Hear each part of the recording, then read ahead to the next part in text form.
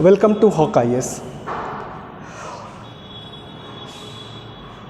दिल्ली के top most educator and faculties ने ये निर्णय किया कि हम लोग झारखंड जैसे जगह पे, जहाँ की हमारे बच्चे काफ़ी मेहनती हैं और अगर उन्हें थोड़ा सा मार्गदर्शन प्रदान किया जाए तो फिर ऐसे स्थिति में वो उच्च सेवाओं से संबंधित अपनी रिज़ल्ट दे सकते हैं। इसीलिए हम लोगों ने हॉक IAS का यहाँ पर गठन किया और समय समय पर दिल्ली से अलग अलग सब्जेक्ट के जो मेन टीचर्स हैं वो आकर के आपको यहाँ पर गाइड प्रदान करेंगे। किसी भी एग्ज़ाम को क्वालिफाई करने के लिए आपको 3 चीज़ों की ज़रूरत होती है। 3 इम्पॉर्टेंट चीज़ आपको सबसे पहले जानना होता है। पहला क्या होता है कि किसी भी एग्ज़ाम को लेकर के हम उसके सिलेबस को जानते हैं। दूसरा, हमें उस एग्ज़ाम के प्रीवियस ईयर क्वेश्चन पेपर को हमें देखना पड़ता है। और तीसरा इम्पॉर्टेंट चीज़ ये है कि हमें उस एग्ज़ाम के कट ऑफ की जानकारी होनी चाहिए। अगर आप ये 3 चीज़ों के बारे में जानकारी रख लेते हैं तो आप दुनिया का कोई भी एग्ज़ाम, चाहे वो UPSC हो, JPSC हो, BPSC हो, 10th हो, 12th हो, नीट, JEE, जितने भी तरह के एग्ज़ाम हैं वो आप क्वालिफाई कर सकते हैं। जस्ट फॉर एग्ज़ाम्पल, जब आप मैट्रिक या इंटर में पढ़ते थे तो आपको क्या क्या चीज़ें पता थी? पहले तो सिलेबस के बारे में आपको जानकारी थी। प्रीवियस ईयर के क्वेश्चन पेपर आप मार्केट से जाके ले आते थे और हर किसी को ये पता था कि अगर 60% मार्क्स लाते हैं तो ऐसे स्थिति में उसे फर्स्ट क्लास मिलेगा, 45% से एबव लाते हैं तो सेकंड क्लास मिलेगा और 75% से एबव लाते हैं तो डिस्टिंक्शन मार्क्स होगा। तो ऐसे स्थिति में उसे ये भी पता होता था कि अगर 30% से कम नंबर ला जाते हैं तो फेल हो जाते हैं। तो आप जब भी प्रिपरेशन को स्टार्ट करें तो 3 चीज़ों के बारे में आपकी जानकारी मुकम्मल होनी चाहिए। सबसे पहले आप उसके सिलेबस को बहुत अच्छे से पढ़ें, प्रीवियस ईयर के जितने भी क्वेश्चंस आए हुए हैं उनको देखें और उससे ये पता लगाएं कि एग्ज़ाम का ट्रेंड कैसे जा रहा है, किस तरह के क्वेश्चंस किस ईयर में पूछे जा रहे हैं। और हमेशा इस बात को ध्यान रखें कि उस एग्ज़ामिनेशन का प्रीवियस ईयर में कट ऑफ क्या था। तो ऐसे स्थिति में एन एवरेज उसी के आसपास उसके कट ऑफ जो है बनते रहते हैं। फॉर एग्ज़ाम्पल, UPSC की PT की बात करें तो 95, 96, 200 के GS मार्क्स में से कट ऑफ बनता है। तो अगर आपने कभी भी 100 यानी कि 50 क्वेश्चंस कर दिया तो आपको मालूम है कि आप कट ऑफ निकाल देंगे। तो ये एग्ज़ाम का मूल मंत्र है और इसको हमेशा याद रखिए। ओके, अब आइए हम इस पर आपके साथ जो सेकंड पॉइंट पे चर्चा करते हैं वो चर्चा क्या है।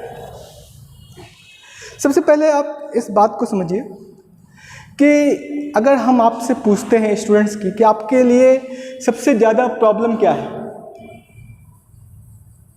या आपको सबसे ज़्यादा समस्या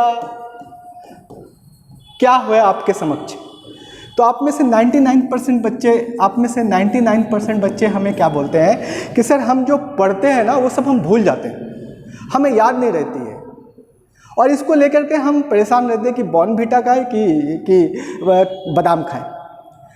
पर मैं आपको बता रहा हूँ, इसको आप समस्या ना माने, बल्कि ये नेचर है।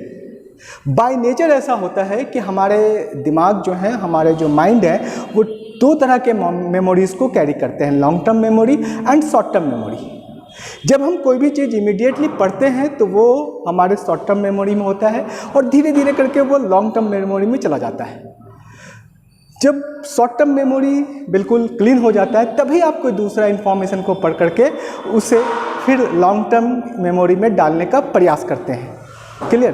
तो इस बात को ध्यान रखिए कि ये आप भूलते नहीं, बल्कि ये आपके अंदर स्टोरेज है। फॉर एग्ज़ाम्पल, बहुत सारे ऐसे गाने हैं जो आपने 2 साल पहले सुने थे, बहुत सारे ऐसे मूवी है जो आपने 2-3 साल 10 साल पहले आपने देखे थे। क्या वो हमेशा आपके दिमाग में रहता है? नहीं रहता है। लेकिन जैसे ही आप उसको रिकॉल करते हैं वैसे ही वो दिमाग में song, movie and other events आने लगते हैं। तो इसी तरह से आपका नॉलेज भी है।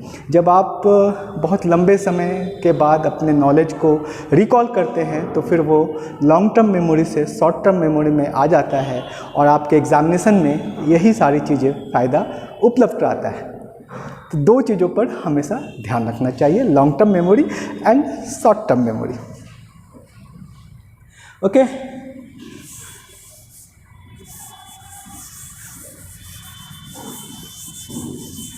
ओके,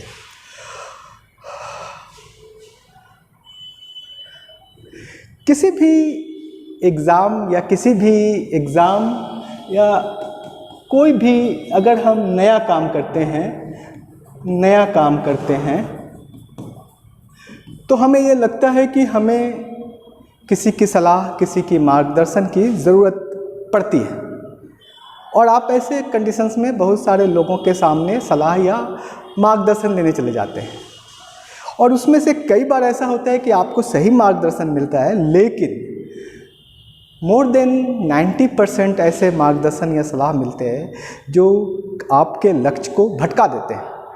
तो हमेशा इस बात का ध्यान रखिए कि आप हमेशा सलाह तो सबसे ले सकते हैं, लेकिन जो आपका मार्गदर्शन है उन्हीं से लीजिए जो उस मार्ग को जानते हैं।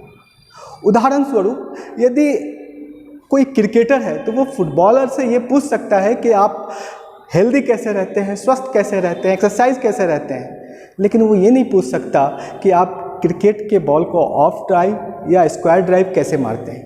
ये चीज़ें उनको बताएगा जो क्रिकेट का विशेषज्ञ होगा। इसीलिए किसी भी एग्जामिनेशन के पॉइंट ऑफ व्यू से ये सबसे उचित बात है कि आप मार्गदर्शन सही व्यक्ति से लें।